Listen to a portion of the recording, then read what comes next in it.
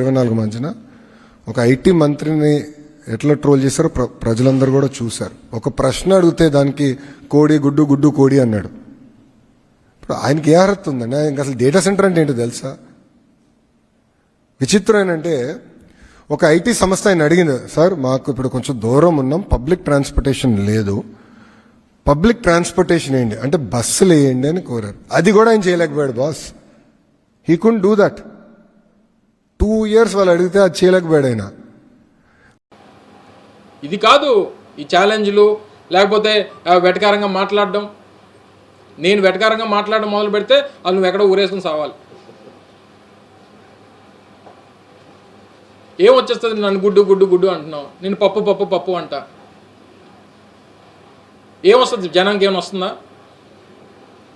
నీది paid publicity, నీ paid trolling అనేటువంటి తెలియదు ఎవరికి. నాకేమీ రాయడానికి ఆ టైము ఈ టైము ఏ టైము లేదు నా దగ్గర. నాకున్నటువంటి రాజకీయ అవగాహన, రాజకీయంగా నాకున్నటువంటి ఆలోచనలు, ఇక్కడ ఉన్నటువంటి మేధావులు లాంటి వారితో చర్చించి తీసుకున్నటువంటి సమాచారం ఇదే తప్ప నాకెవడో వెనకాల రాసిచ్చినటువంటి ఏ టైము లేదు నా దగ్గర.